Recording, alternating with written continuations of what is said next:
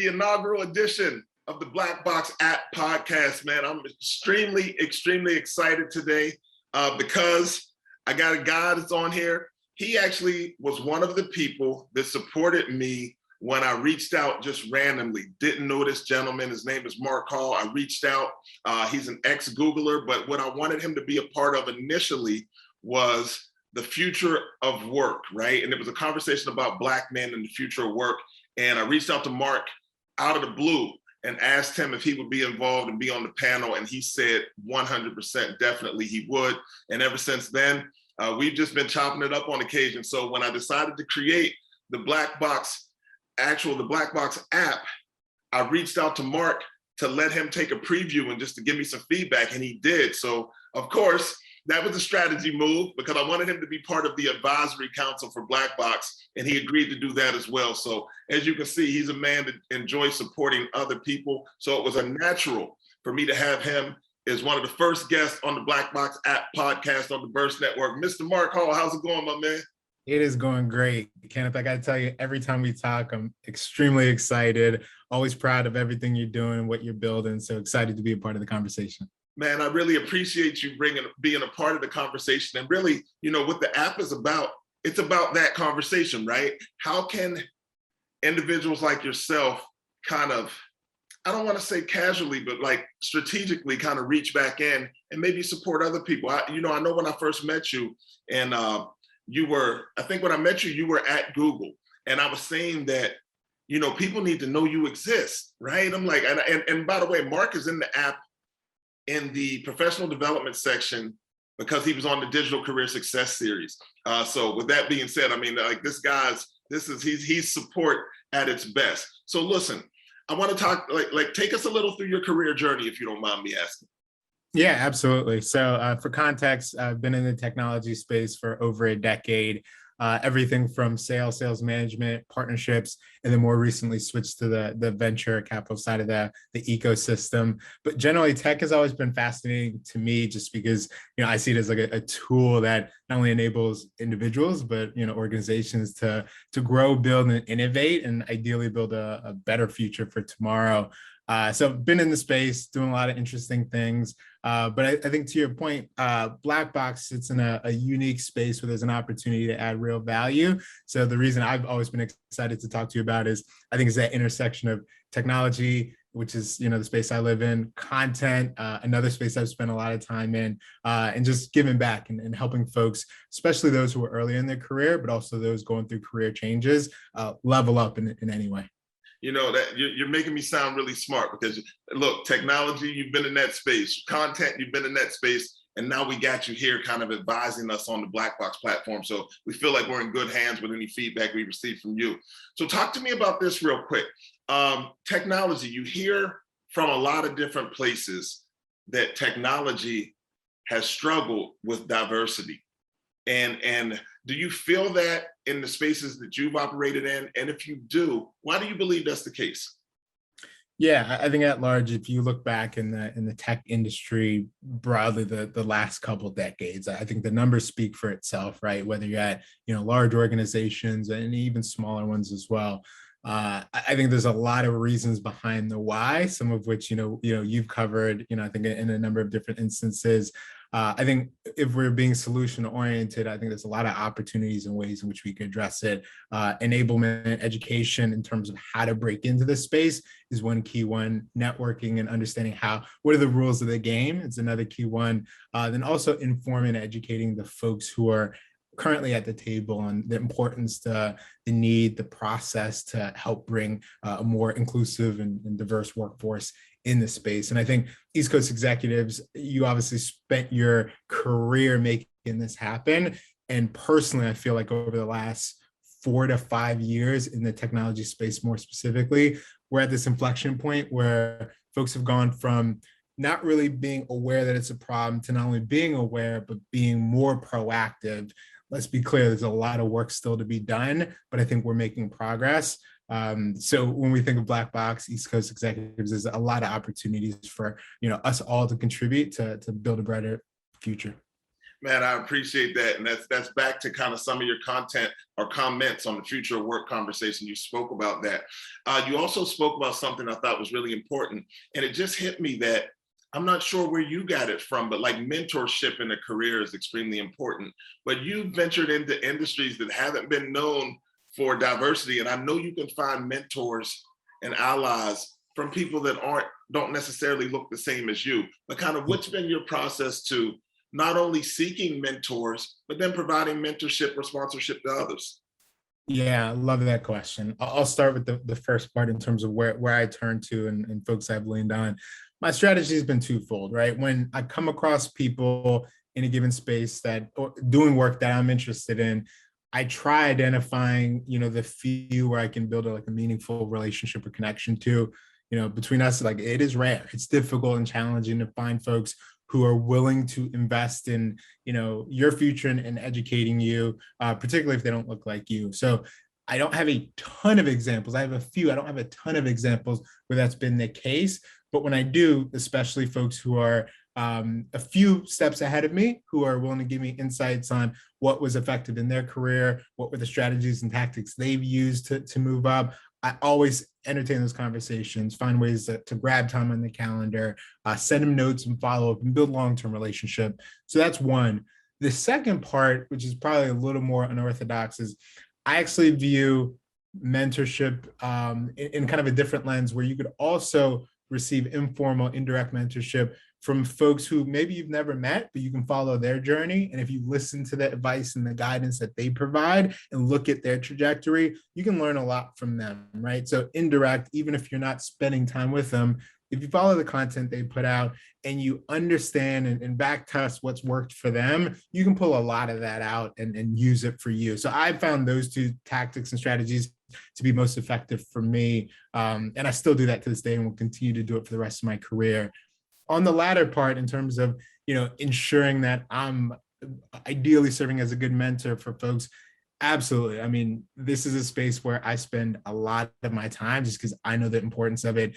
One, because I think there's genuine ability to give back and give a lot of value to folks who are earlier on in their career and help pull them up, but also because I find it beneficial, both because it makes me feel better, but also building my network, right? I think certain industries are really small, technology being one, even though there's thousands of companies, tens and hundreds of thousands of employees who work in these spaces. Generally, it's a small ecosystem where you tend to cross paths with folks, throughout the career. So I think building strong relationships, pulling people up, getting people in jobs and companies that normally they wouldn't necessarily have access to, allowing them to do good work. And then in time, they look back at you and say, Mark was an enabler, a helper, a mentor, an advocate for me getting here. And they give back, but they also look at you as somebody who can help them and they help you. So it's really about playing the long game and building relationships with folks. So that's been my view. And, frankly, I think it's worked well.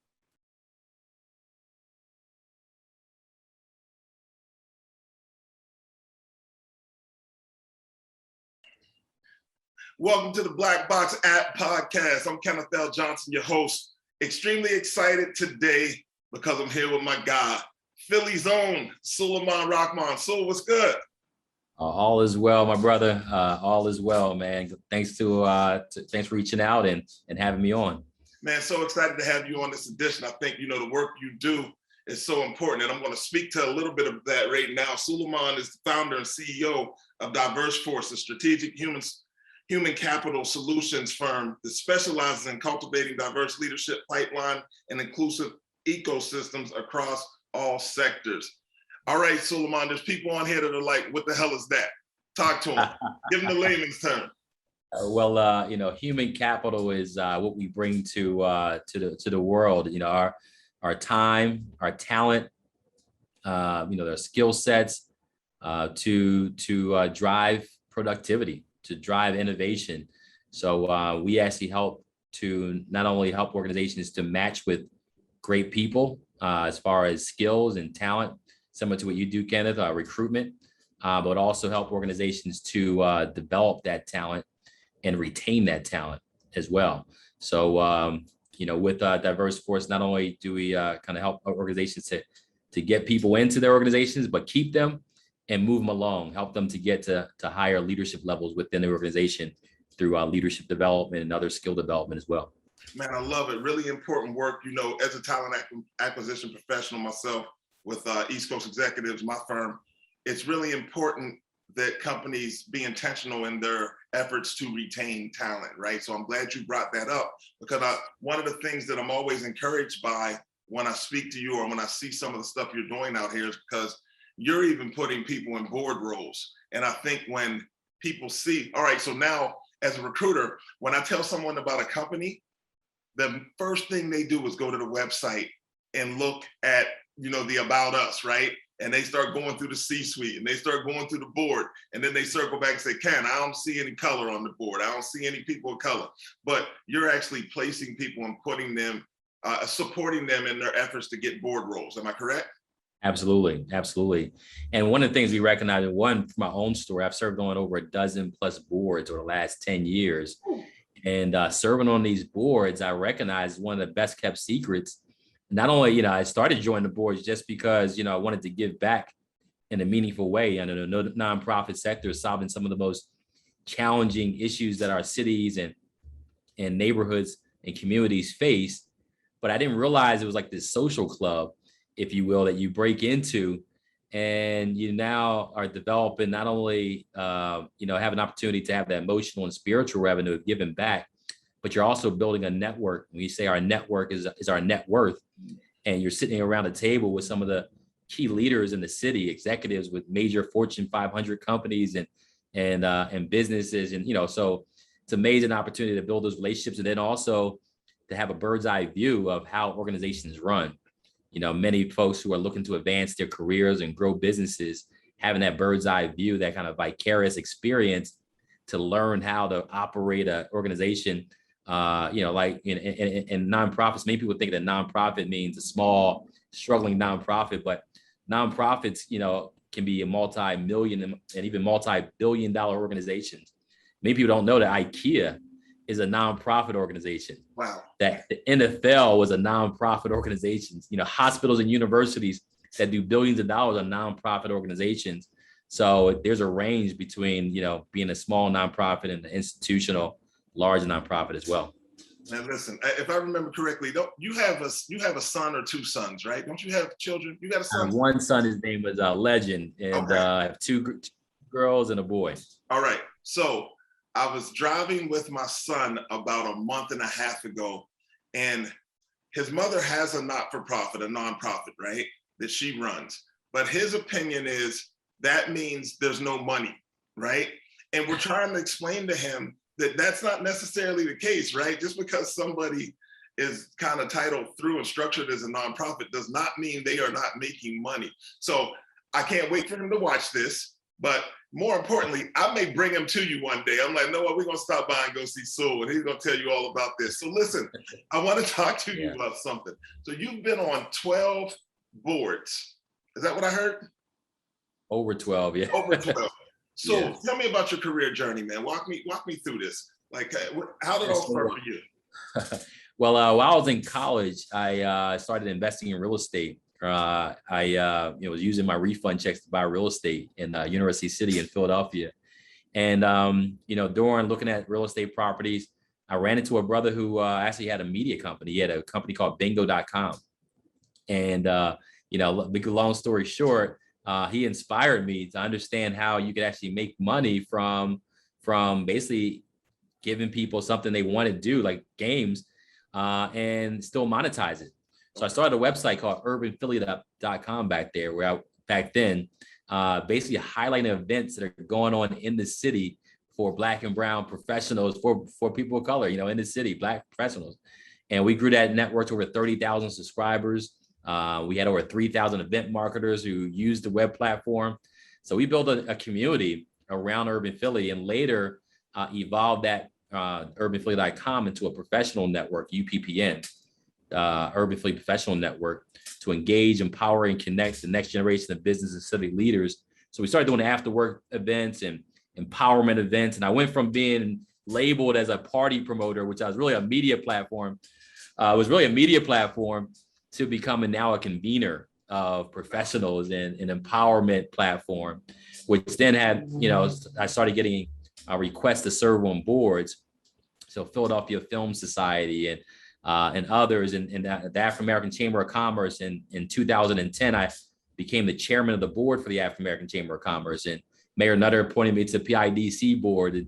And once you get into that ecosystem, you start to be asked, to serve on boards throughout. So fast forward, started DiverseForce, recognizing that convergence of interest between professionals and Black professionals, having that convening platform, and in the talent space. One of our most valuable assets is our human capital, to be able to, one, build a sustainable business, but also have the resources to continue investing in our Black and brown professionals, throughout the region. Is why we started DiverseForce, to marry the value between business and individuals. And that's what we've been doing over the last, 4 years with DiverseForce. Man, doing it well too, I might add. But now I understand the journey and kind of how it worked through. That's beautiful. Listen, when I see you, I think leader, right?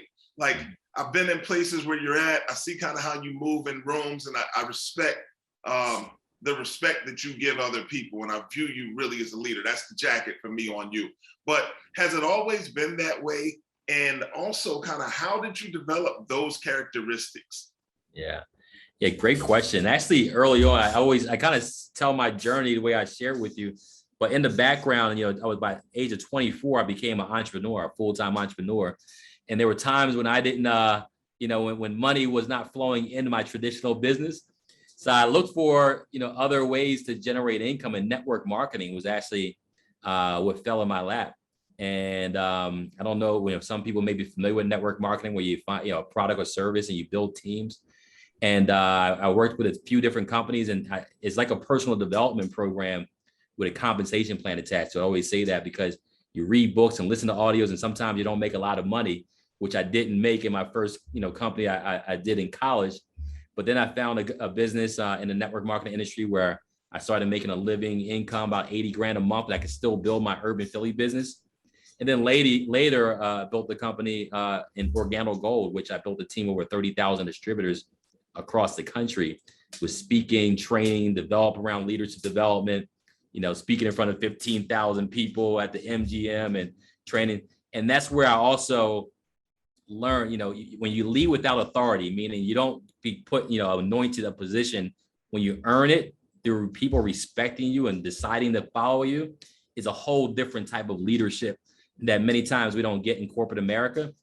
So I was able to bring some really unique perspectives that is really the future of leadership.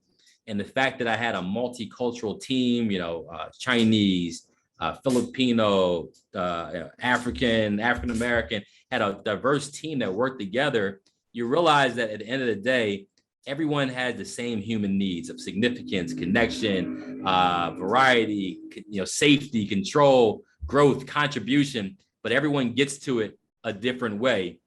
Based on their culture. So when you understand those human dynamics, when you understand principles of leadership, it just transcends every industry. And we've just learned the language to be able to now help organizations take some of what I realized was like a hidden treasure, if you will, in a sector that many people didn't understand, and being kind of a 1%, by having, 1%er in that industry, by having great mentors, was able to, kind of shift those same principles, and now train organizations on how their leaders can follow some, principles of the John C. Maxwell's and others who talk about servant leadership. And that's the type of leadership that's moving into the 21st century, that, that command and control leadership is not going to work. So having authentic leadership and connecting with people and leading without authority was values that I've learned early on, and realized you can bring it to traditional corporate America and small businesses as well. Man, you dropped so much in that statement there. There's several points I wanted to touch on, and I'm like forgetting them, but I want to go here with it, right? You spoke about professional development, but getting paid while experiencing that, right? And one of the things with the Black Box app is, we provided some resources there for people to kind of go get professional development. I think it's so important. And there's so many free methods of receiving education in 2021, right? There's no reason for someone not to get information now. It's readily accessible with these, right? So so that was one of the reasons we brought the app to the platform. But for you, kind of coming through, and even currently today, because I know you're a continuous learner. I know about your educational background. Actually, are you an engineer by trade, by education? By education, that's about it, you know, Okay. in college, right? But I bet you mentally, because look what you're doing. You're engineering careers, though, and in relationships, in a sense, right? So I want to get into P4, man. I want to talk about this. I saw something about it. I got excited for you. So where's it at? What neighborhood? Also, what is it? Is it launched? What's happening? Talk to me. Yeah, no, great question. So we are in the Wayne Junction area of Philadelphia, right in Germantown, right near the Wayne Junction train station. In Germantown is an opportunity zone, a lot happening in that area. You know, a lot of exciting, you know, things are happening in that area. We have 11,000 square feet inside of a actually a good friends, developers, Mosaic Development, have over 40,000 square feet. They have 36 apartments and a commercial space, and we're an anchor tenant within that commercial space with 11,000 square feet, in which we're opening this month, 4,200 square feet of that, which will be a co-working space as well as an event space, not only for the things that we've done for many years, but also for others to do events and host events. And yeah, the P4 Hub just stands for Public, Private, and Philanthropic Partnership Hub, for really advancing racial equity and excellence. And that focus is really having a collective impact approach. And a collective impact just means many organizations that have a shared mission. How do we work together in a way that 1 + 1 = 11? 1 + 1 + 1 = 111. I believe the collective is much stronger than the sum of its parts. So you have so many organizations doing their own thing and there are these silos of excellence. But when we come together and think about that cradle to C-suite kind of pipeline, you know, young people who are early learning to elementary, to middle school, to high school. And there's some amazing nonprofits that are doing that work. And we've placed over 150 people on boards through our DiverseForce on Boards program right here in this region. So we have people serving on all kinds of boards. And how do we bring our alumni back to one place, bring all those resources for our young people, whether it's arts and culture, the educational aspect, the STEM, and all these boards we're on? How do we build this collective impact and make sure that one, that we have a shared vision and have the same vision, have shared metrics, understand how you measure those metrics, and work together as organizations. So that's really the convening aspect of what we're doing, and making sure that you can come to one place and be able to have those resources to help professionals to get to the next level, but also help those professionals, also empower those professionals to give back in meaningful ways, be that aspirational, you know, role model, be that aspirational mentor and others, by working through other organizations that are doing great work already, but many times don't have that cultural capital that Black men particularly can bring to the table. When you become successful and you now just show up for young people, there's all kinds of studies. I'm on a board for Mastery Charter Schools. There's 25 schools, and you know, the mentorship, when Black men show up as teachers, as role models, it can change the whole trajectory of a young person's life. So how do we make sure that we lift professionals, but also they lift as they climb as well? And that's what we want to do inside the P4 Hub.